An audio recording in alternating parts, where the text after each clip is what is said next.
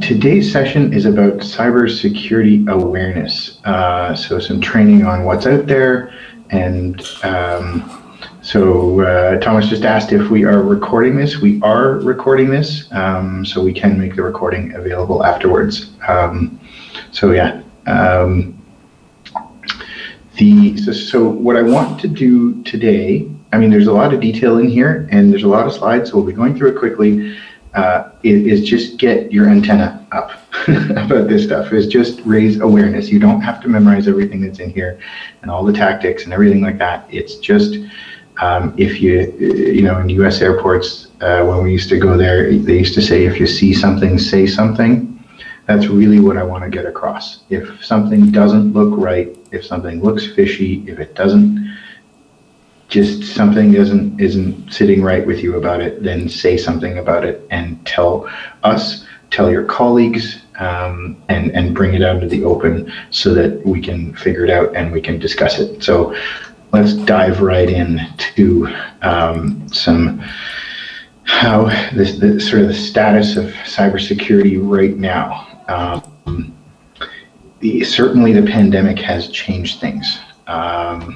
There are a lot of people around the world who are desperate for money and have entered into hacking, and they're at home and they so hacking is on the rise. It was always on the rise, but the pandemic has given them an opportunity, the hackers an opportunity to do even more. And with everybody going home, the infrastructure at home is not nearly as secure as offices. Major companies and everybody had to make a quick shift in order to work from home.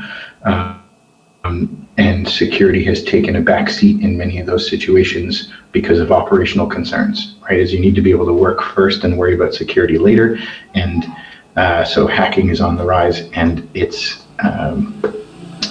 not if you will be hacked, it's when. And what are you going to do about it, and how badly it will affect you, and how prepared are you? You will get hacked, 100% you will get hacked. There is no question about it. And so in what way, how bad will it be? What impact will it have? How prepared are you? Those are the questions we need to talk about. So it's easier said than done, because if the analogy of a building is you need to lock every door and every window and every nook and cranny and seal it up and be perfectly secure in all these different ways. And the hackers just need to find one tiny little way in, one tiny little crack, one tiny little opening that you forgot about or that didn't think of, or etc. And then they can use that to exploit and get in and bring other things in and do bad things. So it's a very difficult task. So some statistics: 51% of companies last year were hit by ransomware. These are respondents to a Sophos survey. I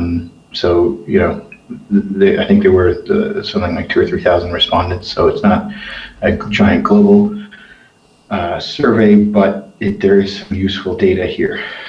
So 24% stopped the attack before it could be encrypted, but 50% got hit, right? 84% had cyber insurance. We're going to talk about insurance, but only 64% of those, a 20% drop, actually had insurance that covered ransomware. So cyber insurance is not created equal. So one, do you have cyber insurance? But two, what kind of cyber insurance do you have?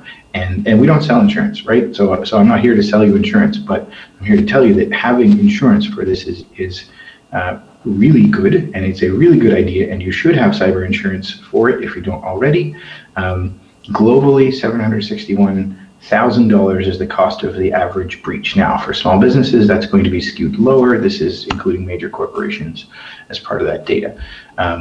So let's go through. There's a bunch of stats here. This is Canadian specific. 40%, 39% were hit by ransomware, right? That's a lot. That's more than 1 in 3 companies, right? How many companies do I have represented just right here, right? It's very, very common. So 11% got their data back, 26% stopped it. $500,000 was the average Canadian cost of a breach. Again, that includes major corporations, so it's probably going to be in the $100,000 or $200,000 range for smaller businesses. But that is not nothing, right? This stuff occurs, and it can be very, very expensive. The insurance piece is about the same. 80% had, 84% had insurance, but only 62% of those actually covered the ransomware. So will they pay the ransom if you need to pay the ransom? And will they pay for the cost of the cleanup if you need to do that? And will they pay for the cost of any remediation that needs to happen? Meaning, if they stole a bunch of credit cards, they stole a bunch of client records, that sort of thing, then we'll talk about preventing some stuff. But if you get to that point, then a common thing that people end up doing is paying for credit monitoring for a year for customers, right? So that's $60 US for one customer. They stole 1,000 records, 1,000 customers, 1,000 people, for which you need to pay $60 US a year. It adds up really fast, right? And that's before you've recovered, before you're talking about downtime, before you're talking about lost business, lost reputation. It can get expensive quickly. Forex increase in cybercrime, all sorts of alerts, FBI. One thing that was crazy is that the FBI, just the Hafnium hack of Exchange that you might have heard of in the news in the last, that was in March, in the early March. It's where Exchange servers, and we don't support Exchange servers actually for this reason, to have local email servers on site. We just, anytime we come across new clients that have that, we migrate them off of that, because a local Exchange server is, in our opinion, too much of a risk. So we use our Office 365 and Google Workspace for email platforms.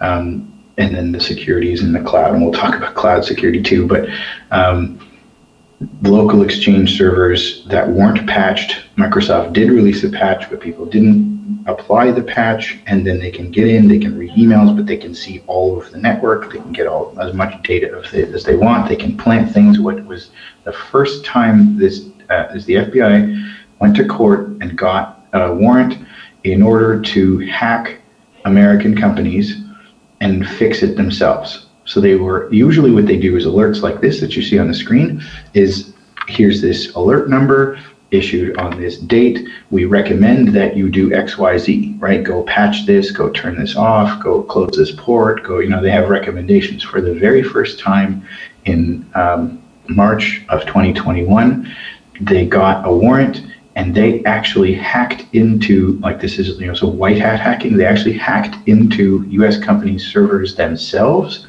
and they applied the patches themselves. That's how serious they thought it was. It's the first time that's ever happened, is that presumably the good guys hacked in after the bad guys and actually applied the patches for people, that's crazy. That's how serious they're taking it. So attack levels vary across the globe. This red dot is how Canada compares to other countries. So India is where 82% of organizations in India responded to this survey, of course, right? So you got to look at the sample size and that sort of thing, but the sample size is large enough that we feel this is representative of the globe. 82% of Indian companies got hacked, right? So if you're dealing with people, and I have nothing against the stats of the stats. I'm not saying India is bad or good in any way, but if you're using Indian suppliers and you're giving data to companies in Brazil, Turkey, Belgium, Sweden, USA, right? If you are giving your information to companies in the USA and dealing with those companies, then 59% of companies in the US were hacked last year, right? So be really, really, just be cognizant of that. We're on the lower end of the spectrum in Canada. Is that because we're small and people ignore us? Is that because we're smarter and better and more secure? Don't know. But this is happening across the globe. So the distribution of who gets hacked, I'm a small company, so I probably won't get hacked, right? I'm unimportant, so they won't come after me. That's a myth. You can say that, okay, by 1%, public sector is a little bit lower. And those are the ones we hear about, right? The governor of Burlington gave away, I think it was $1 million to what they thought was a construction company wire transfer, and it wasn't, it was a hacker. So that's the local municipality, just Burlington, right? But the distribution's pretty even across sectors. Some sectors are higher than others, but really everyone's at risk, right? This isn't a huge gap. There's data everywhere that they can use, and they will go after it. So 73% of cyber criminals succeeded in encrypting data. Only 24% was where it was stopped before the data was encrypted. So the idea is that they go in, they encrypt the data, and they say, please give me X number of dollars. And the average right now is something around $15,000 or $20,000 for a small business to say, I went in, I deleted your backups, you don't have any data anymore, and I'm in control of your data. So if you'd like it back, I'd like $20,000 to this Bitcoin wallet, and you have 24 hours to do it, or else I will delete your data, right? That's the kind of situation you're in, right? And then, you can say, well, fine, I'll just pay the $20,000 and I'll take the risk. If you don't already have Bitcoin, getting $20,000 of Bitcoin is not easy. That is not something you can just go to the bank and get Bitcoin. $20,000. There are Bitcoin bank machines. There are Bitcoin ATMs. $300 max a day. So registering for an account, it's like registering for a TFSA or for any other kind of financial account. You have to provide a driver's license and ID and verification, and it takes days or a week or that sort of thing. It's not easy to just do it. Having said that, 26% of companies end up paying the ransom. Where does this money go? Is it funding terrorism? Is it we don't know, right? It's not good, whatever it is. But yeah, 26% of companies end up paying the ransom. It turns out that almost everyone gets their data back, which is good news. So some use backups and some pay the ransom, but generally people get their data back, which is good. Obviously, their data is very important. Global average of the cost of this stuff. Again, this skew this down a little bit for smaller companies, but it's not an insignificant cost, right? So $20,000 might be the ransom, but then credit monitoring and cleanup and business loss and all of those other things, it adds up. Now, over the last 12 months, between 2019 and Q3 2020, the newest stats we have, the payouts have tripled. They're asking for a whole lot more money. The downtime is 19 days, right? I mean, there's only 20 working days in the average month, right? You lose an entire month of productivity as a business. It's really, really scary stuff. So it costs a whole lot more, and the damage is a whole lot more. The new thing they're doing, Apple got hit. Apple's supplier got hit, and they came back and said, well, operationally we're fine, right? They hit a couple servers, fine, but we didn't lose any downtime. We were protected against this. Okay, but they got a bunch of intellectual property from Apple, and they want $50 million, or they're releasing it. And they've already released some designs of products that Apple hasn't brought out yet. So they stole. So that's the new part, is that it's not just they take the data, they encrypt it, because we can protect against that. We can have backups, we can have offline backups, we can get you back up and running fairly quickly, yada yada yada. But then they take that information and they release it, right? Intellectual property or financial information, or information that a company does not want public, right? I mean, if Apple, they've spent hundreds of millions of dollars on new designs and what the new iMac is going to look like, and because that got released, is what the new iMac is going to look like, right? And the design of the new laptops. Competitors want to get their hands on that sort of stuff, and that's a really big deal. And so that's the new thing, is to be able to release this information, threaten to release the information, right? So that's a new way of holding your ransom and blackmailing. This is interesting. So this means 80% of breaches within the hacking space are because of usernames and passwords, right? So if we're going to, we got limited efforts, limited time, limited money to fight this, where should we put our efforts?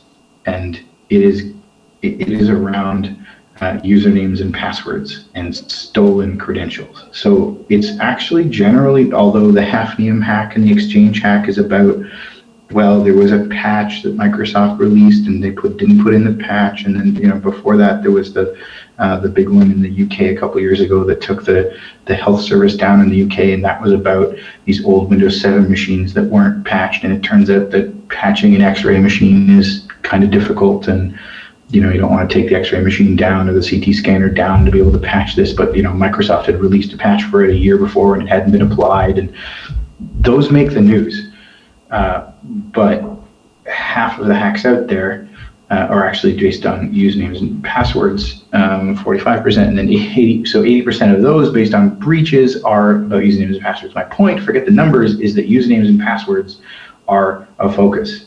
So if we're going to focus our efforts, focus it there. So things like, how do they get, so they don't get in through generally some security hole. Yes, there's these other methods, but the most popular way they get in is by actually putting in the right username and password, the same way that you and I get in, right? So protecting your username and password, how many usernames and passwords do you have for things? 300, 400, 200, a lot, right? A whole lot. So protecting those is where we need to focus our efforts. So we'll talk about things like multi-factor authentication and length of passwords. Those are really important. So ransomware costs by country, turns out Sweden. If you're a hacker, then you should hack somebody in Sweden, because you'll make more money in Sweden and Japan than you will in Poland or the Czech Republic, and the red dot is where Canada is in terms of where our costs are. So even though our costs are huge, they are nothing in comparison to what Swedish and Japanese companies pay for these things. So when they get hacked. Yeah, paying the ransom versus not paying the ransom. Again, these are skewed to the larger corporations, hospitals, that sort of thing, where restoring from a backup is not really, it's not that straightforward, especially if they do a system-wide hack. Honda got hacked. They were down for weeks. Production line stopped in Japan. So, yeah, so 1 in 5, 20% don't have the right cybersecurity insurance. So even if you do have cybersecurity insurance, they don't have the right cybersecurity insurance. I had one of our clients yesterday actually email me, and this is common, to go and review their policy. Now, I'm not an insurance expert, but I can look at it and say, here are the things that I would ask. Let's go and ask your broker and make sure, does it include these things, right? So I'm happy to do that if you email me about questions on the insurance policy. And this is the gap across globally between who has insurance and then what the insurance covered. So it's most countries have gaps, some bigger than others, on what they cover, and so 84% of people in Canada have it, but 62%, again, because 62, 64, there's a 20% gap. So a total of so the insurance coverage, who paid the cleanup costs, did they pay the cleanup costs, did they pay the ransom, did they pay the ransom and the cleanup costs, did they pay other costs, or just other costs, right? So it's like, these are the things that you need to ask the insurance companies. Are you going to pay cleanup? Are you going to pay for credit monitoring? Are you going to pay the ransom, right? Because some insurance companies will refuse to pay the ransom if that's what you need, right? And you don't know if you need that or not, so you probably want that in the policy. How the ransom got into the organization. So file download, email, malicious link. That was, oops. Sorry. Yeah. So 30%, 29% get in via email. And then the other one is via email malicious attachment. So add those two together, right? Just under 50%, and what was that, 45%? is via email. RDP is fairly easy to stop. That's one of the first things we look at when we bring on a new client. Via remote attack on server, that's the Hafnium stuff, and patching and firewall, that's a really open-ended one. But again, that's something we look at.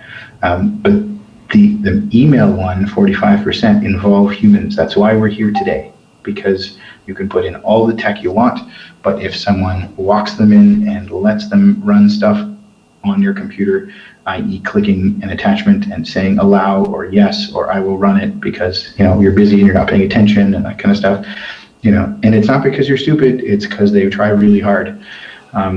Why? So the average number of records, they get 28,000 records on average each time they hack. They're worth $1 to $8 on the black market each, right? So a really terrible hacker with one single hack can make 20 grand off of one company. They take those usernames and passwords and sell them. And so if a really terrible starting hacker, and honestly, you can sign up for a course, it's like $40 a month, and you can learn how to be a hacker, and you don't need any previous technical experience. You will get on a webinar just like this one, and people will give you the tools and the knowledge. You can ask questions. There's forums, there's helplines. People will give you tech support and help you and aid in the hacking. They'll tell you exactly how to sell it and who to sell it to. It's a turnkey operation, and you can make $63,000 a month. So if you want to quit your job and do that instead, it is very, very profitable.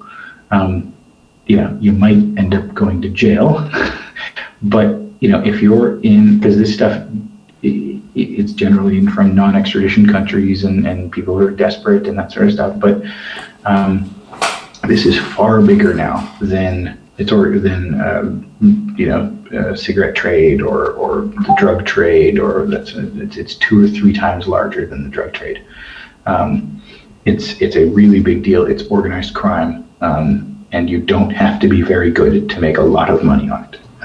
That's the point here, which is why it's so dangerous. This is a common one.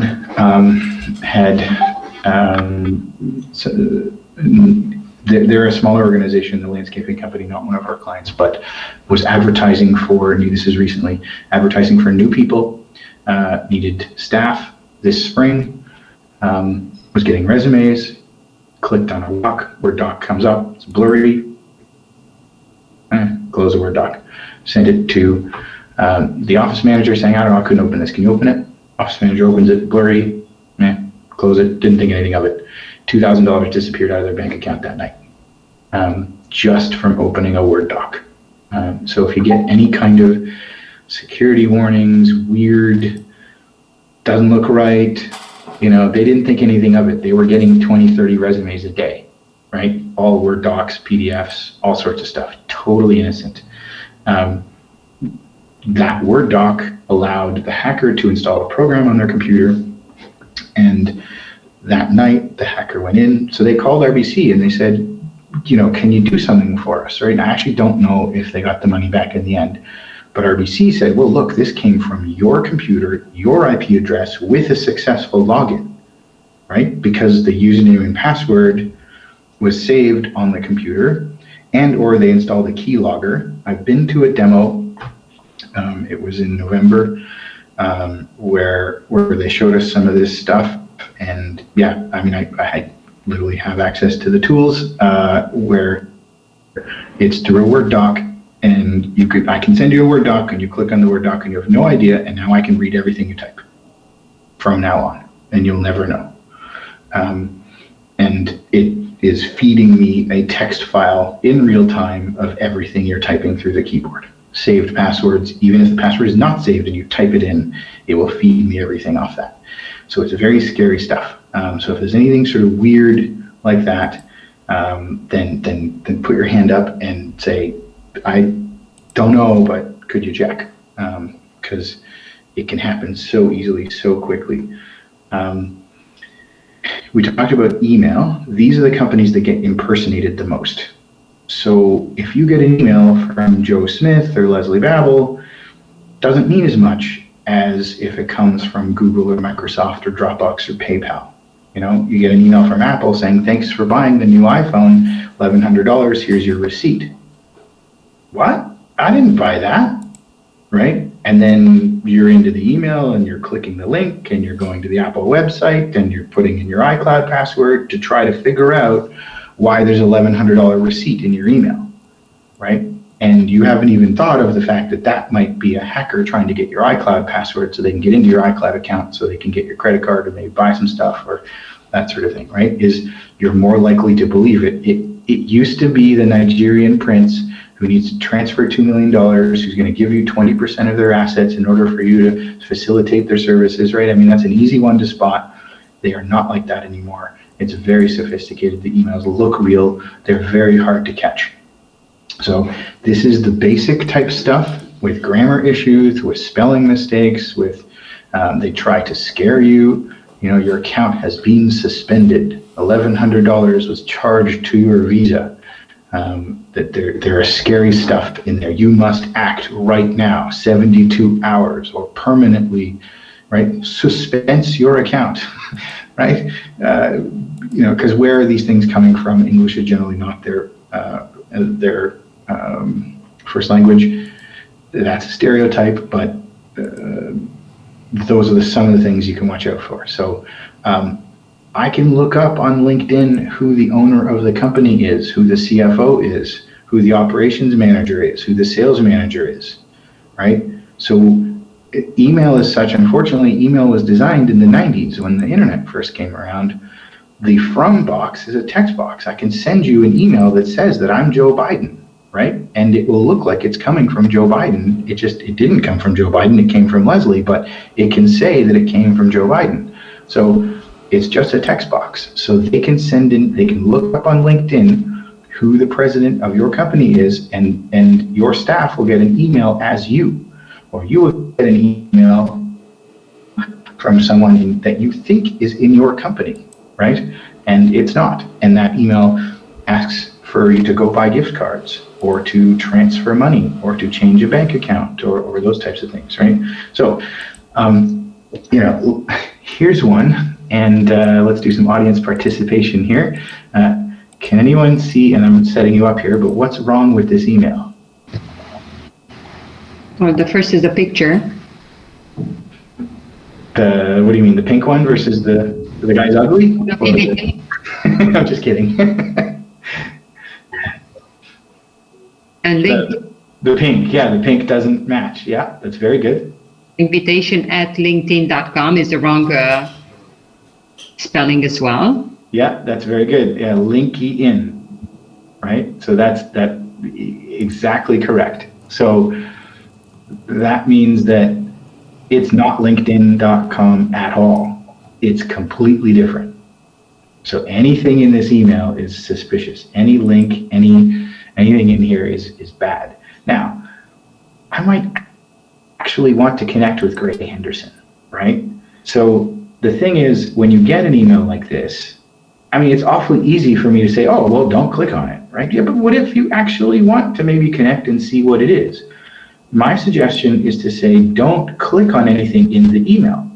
Open a new window, go to LinkedIn, and if Gray Henderson is there wanting to make a connection, then Gray Henderson will be there in LinkedIn, and that's okay, right? Click on anything in the email, and then that way you're not susceptible to any of these links.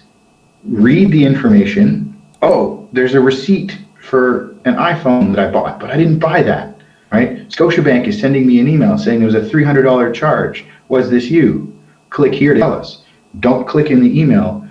Open a window, go to Scotiabank. You get a phone call from Scotiabank saying, this is the security department at Scotiabank. We have an authorization on your credit card here of $700. Was this you? Please confirm your address and your personal information and your SIN number. And no. Hang up and then call Scotiabank back, right? And then you give them the information as if it's, because you don't know where that phone call is coming from. Same thing on call display. I can make it look like the President of the United States is calling your cell phone right now. Call display is a text box and you put in whatever you want, right? So call it paranoid, but make sure that who you're talking to on the phone, texting, right? I mean, I'm sure you've gotten texts saying, please click here to deposit your $200 of Interac, right? You click there, it takes you to the bank website. I don't bank with CIBC. I got one on the weekend that said, your CIBC account's been compromised. Click here to reset your password, right? We click there, takes you to a website. It looks like CIBC, but it's not. Asks you for your username and password. You've just given them your banking information, right? Sounds so easy to prevent when I'm saying it like this in this context, but in the moment when you're busy and you're in the middle of something else and you get a text and it freaks you out, it's so easy to fall for it, right? These people engineer this. They spend their lives trying to trick us, right? So let's go into what you can do. Insurance first, I would say, is make sure that you have cybersecurity insurance. If you don't already, look into it, make sure that it's added, and then look at the quality. Go back, ask the broker, will it pay the ransom? Right? Will it pay for credit monitoring? Will it pay for business downtime? Will it pay to fix it? Will it pay to recover? All of those types of things, that list that we had before. What kind of things will it pay for when the time comes? Because, again, it's when, it's not if, right? It's how bad it's going to be. It is not going to be, oh, I'll never get hacked. That is a myth. You will get hacked. You might be hacked right now and you wouldn't even know it. Passwords. It used to be that complexity. Put an @ symbol, put a number sign, an exclamation mark, that sort of stuff. Long instead. Make it a phrase, make it a movie title, make it a movie title with some complexity, but make them really, really long. The longer the better, because it turns out that every character is to the power of exponential growth in terms of the number of possibilities. A longer password is much, much harder to guess than a shorter password, right? So how are you supposed to keep track of all these passwords? I have 500 passwords. I can't possibly keep track of them because, and so what do you do is you make them all versions of the same thing, right? You add an @ symbol, you add a 1, you add an exclamation mark, you capitalize a letter here and there. Like, they've figured that out, right? So you use that password and usually it's not going to be Google and Microsoft. Like, those companies spend a ton of money on security. Those ones aren't actually the ones where it gets hacked. It's you bought a book or a magazine or something or other on some website in a totally innocent way, and that website gets hacked, and the password you used to log into that shopping cart 2 years ago that you've long forgotten has even happened, they still have that password saved. So if you come back, you can be a customer of their store again, a watch you bought online for Christmas 2 years ago, whatever. But that site gets hacked, and then they get your password from there. You get on a list, some bot is going through, and then they have your email address. And then they're looking at it saying, oh, well, let's try this email address on Google. Let's try this email on Dropbox. Let's try it on Slack. Let's try it on, all these other things, right? And if they have some idea of what your password is, they can put in an @ symbol and a 1 and a exclamation mark and all those things. And it's way easier for the algorithm to guess your password if they have something to go on, right? If you use your cat's name or your children's names or your date of birth or your spouse's date of birth or your year of birth, the place where you were born, your current street address, the street where you grew up as a kid, all these things are like too common, right? You can't use those things because those are things you can Google. It's an interesting exercise to Google yourself and Google your name and see what you can find. You probably find pictures of when you're graduating high school and that kind of stuff that's online. So a password manager, right, is a program that helps you remember passwords. There's one built into Chrome. It's okay. It's better than nothing, but it can also be read by a hacker. Password managers like Keeper or LastPass are slightly better than that, but then you say, well, what if Keeper or LastPass gets hacked? Yep. Totally a risk. at some point you got to trust somebody, right? So there is no secure. There is more secure, but there is no secure. It's quite possible to keep or LastPass, or Chrome itself will get hacked. It's a balance that you have to weigh as someone doing this to say, well, is it more secure to use the same password or almost the same password everywhere so that I can remember and I don't have to use a password manager? I mean, the most secure thing is to not use your computer at all, right? Let's go back to pen and paper, and that's the most secure, right? So that everything is a balance. So at some point you make a decision and say, I'm going to use these long, complicated passwords. I can't remember them. And so we'll do LastPass or Keeper.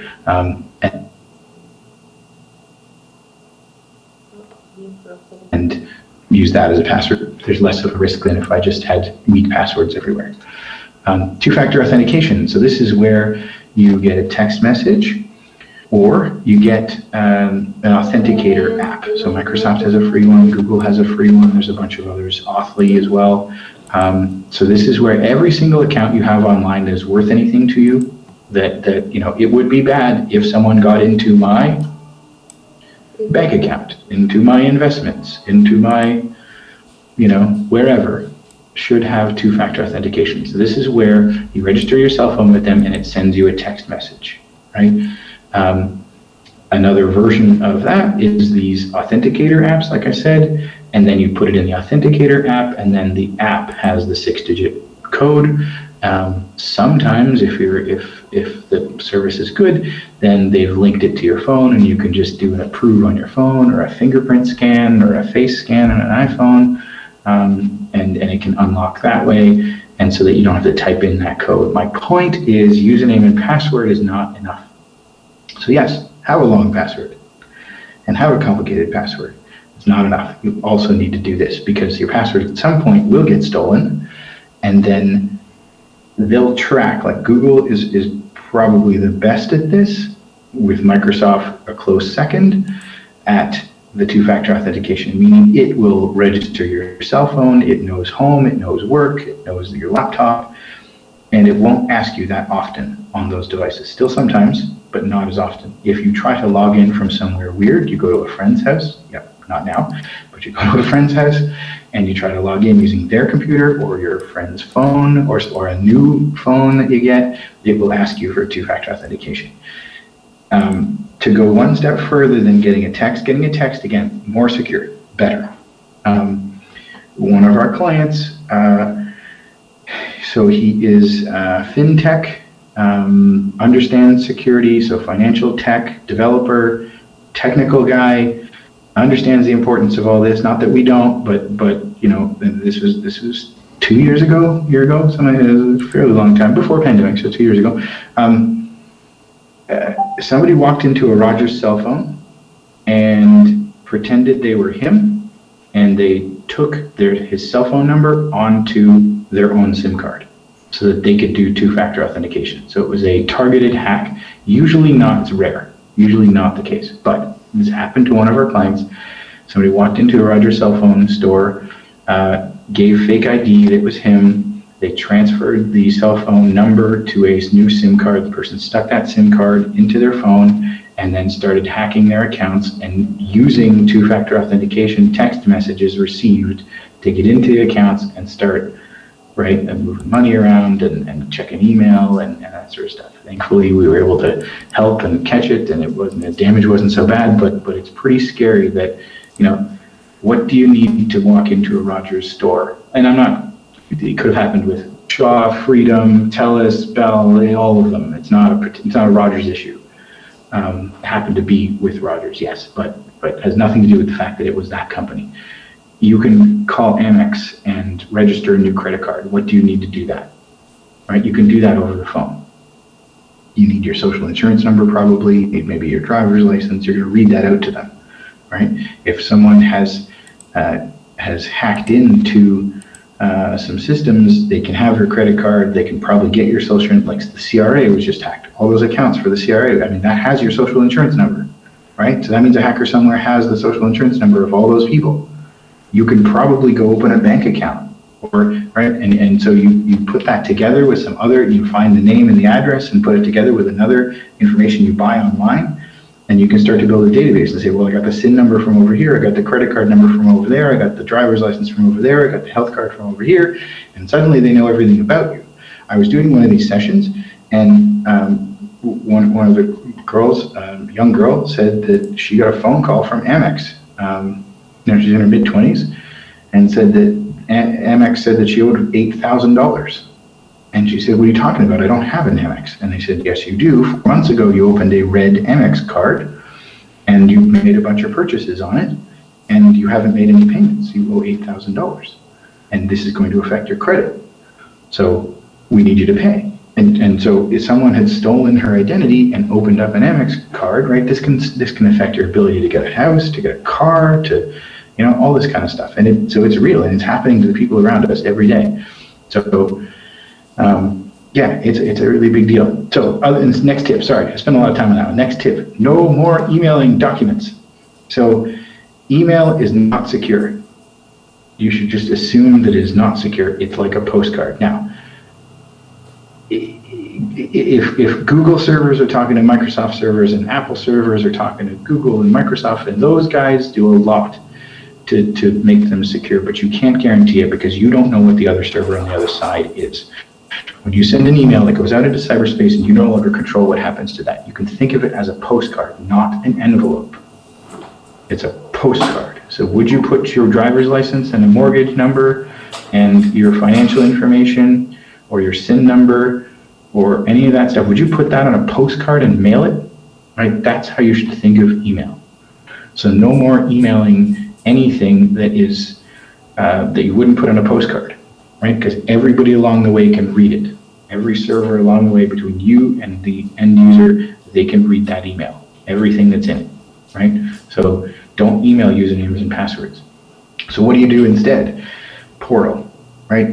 So if you're trying to communicate with your clients, use SharePoint, OneDrive, Google Drive, Dropbox, Sync.com. There's a bunch of these platforms, Box.com, right? There's financial ones. I know the OneHub is another one. So yeah, use a client portal where you say, here's a link, and people can upload documents. They can send them to you. Don't ever ask for anyone to send you a credit card. Please mail me your credit card. Don't ask a client to do that, because then it's on you, it's your liability that you asked them to email you a credit card. So don't ask a client to email a credit card. Don't you email a credit card to someone else, right? Super inconvenient, right? Like phoning them and giving them a credit card and find the right person, they put on hold. It's so annoying. It would be so much easier to just email the darn thing. Yep, but it's really insecure. If you email a credit card, you can basically just throw that credit card away, because for sure someone will grab that and suck it down and start using it. It's a miracle if someone doesn't, put it that way. So yeah, don't send anything by email that you wouldn't put on a postcard. Just from this point forward, never do that again, and then find an alternate way to do it. Talk to your staff, talk to your coworkers about security, do a security training so you're here, so that's good. Create a culture that doesn't punish people. This is really, really important. We all think that it's stupid people, right? Oh God, I'm never gonna fall for that. You must be so dumb to click on this stuff. Like when I talk about it in this context, of course, but it's so easy to fall for it. You're busy, you're not thinking about security most of the time, right? It's so easy. These people spend their lives trying to trick people. They figure out what works, and they do it. And so your colleague, you are not stupid for clicking on this stuff. You will at some point fall for this. We do fake phishing training, our own staff, right? Technical people, me, right? I fall for it. It's like I do this training, but it's still, you get in the moment, or it looks legit, or you're not paying attention, you're busy, you're stressed, you're tired, didn't get much sleep last night, whatever. At some point you'll click on it, and then the question is, what are you going to do at that point? Is the culture inside your company such that people will be scared that they'll lose their jobs and they'll be made fun of? Because that makes it worse, because they try to hide it. and then you don't discover it till the next day or the day after, and by that point, all the damage has already been done. It's so much worse, right? Way better that someone says, like if someone says, shoot, I think I clicked on something, I was really sorry, you know, don't get mad at them, right? Thank you for telling me, okay, what did you click on? Let's figure this out, right? That's the appropriate reaction, so that other people see that it's okay, right? Not okay to click on it, don't click on it. Let's learn about what not to click on and what you shouldn't do and all those sorts of things.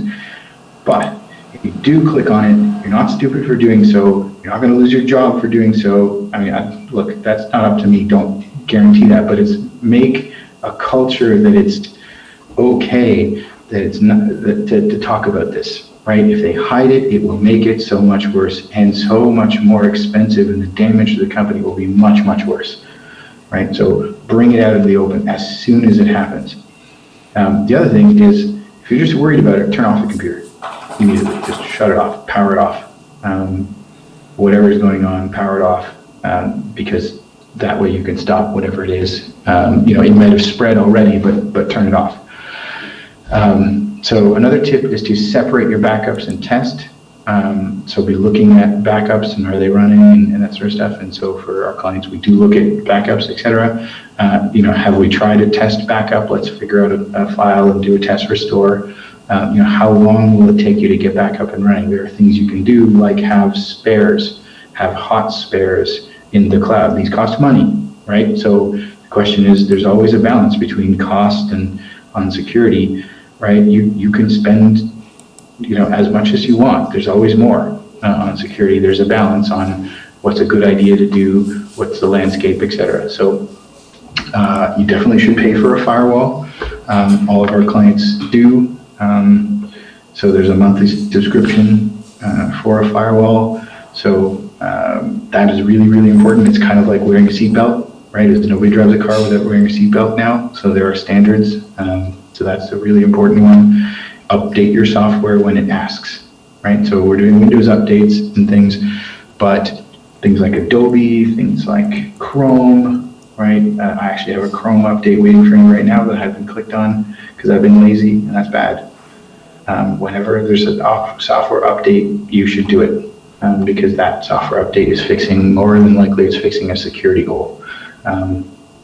So you should, whenever you've got a pop-up, and I know you don't have time today and you're busy and that sort of thing, I have an update that I haven't done, right? I get it. But it's really important to do in a timely manner, to do it this second, maybe not this second, but soon. Get cybersecurity training, so human training, so this kind of stuff for your staff. Again, we are recording this, so we can send out the recording afterwards. But yeah, at least annually make sure that there is some human training on this stuff, because we can put in tech, but again, if you let the hackers in, then there's very little the tech can do. Public Wi-Fi, be careful. I'm going to sit here and say never use public Wi-Fi. I wish I could. I wish, don't connect to a coffee shop or an airport or anything, never.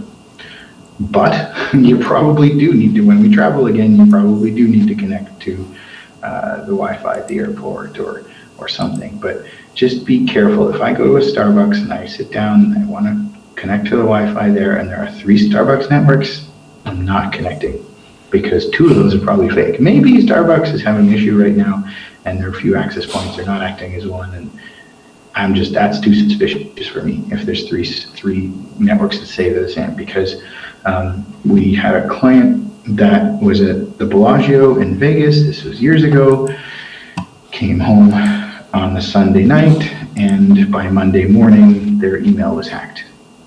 They had a long password, they had, it was secure, but they connected to Wi-Fi. This is what we think, because we never really could confirm, no matter what we found.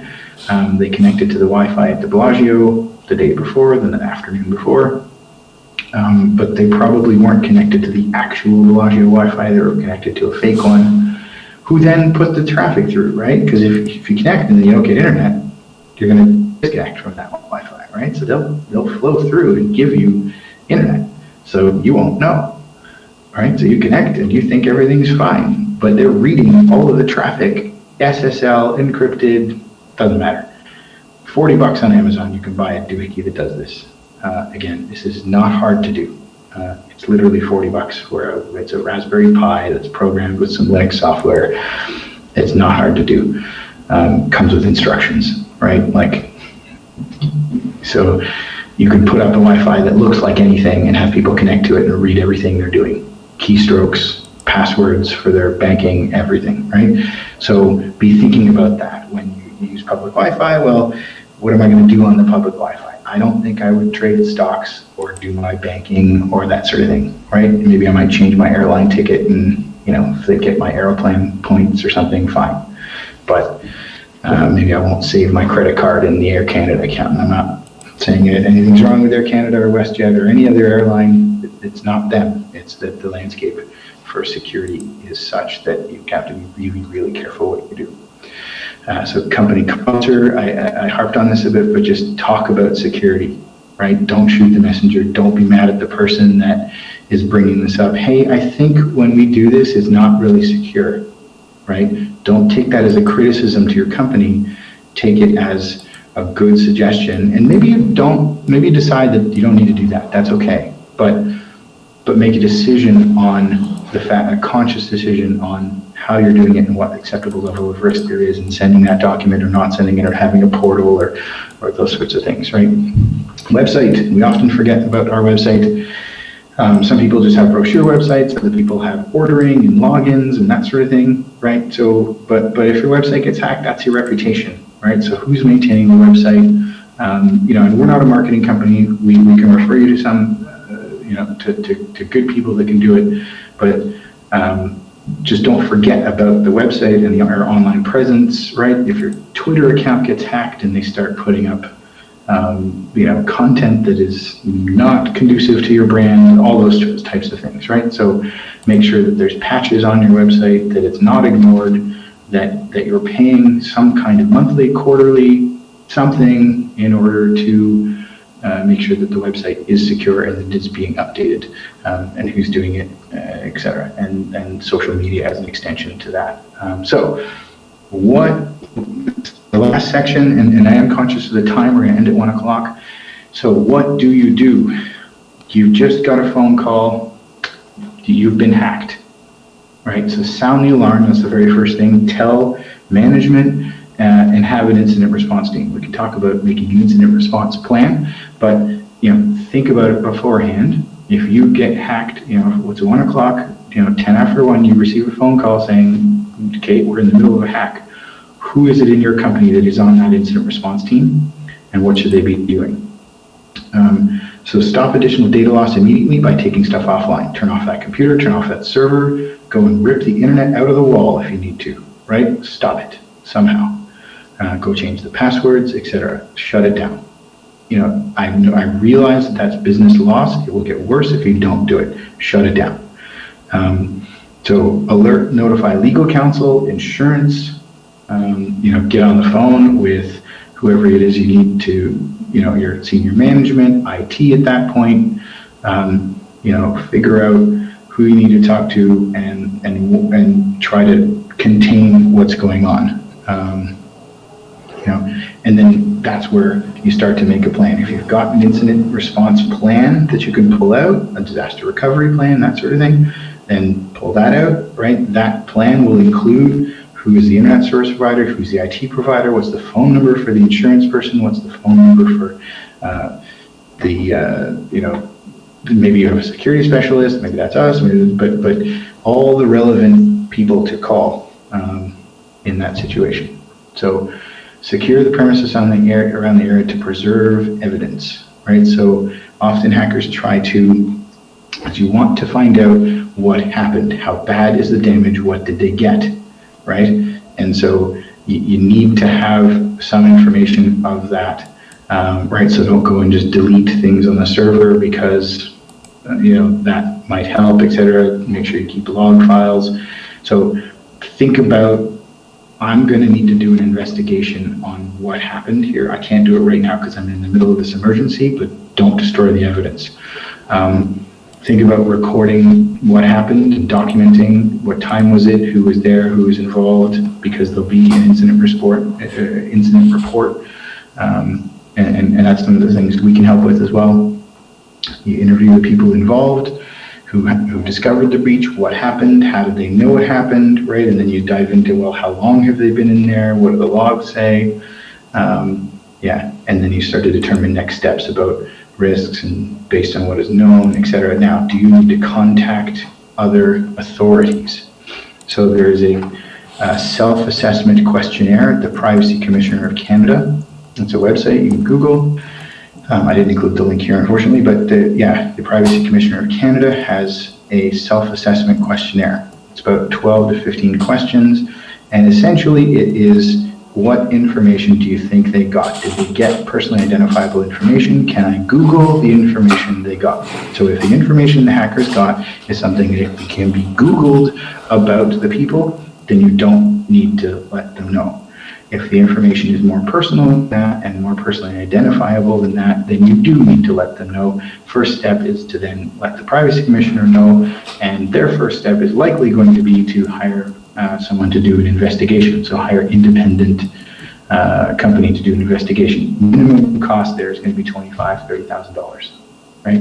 So this is where insurance, this is before we're talking ransomware, lost downtime, just that investigation alone is going to be probably 30 grand, 25 grand. But that's probably one of their first steps, is to say, well, show us how bad it is. Well, I don't really know how bad it is. Okay, well, let's go find out how bad it is. Let's pay a company to do that, right?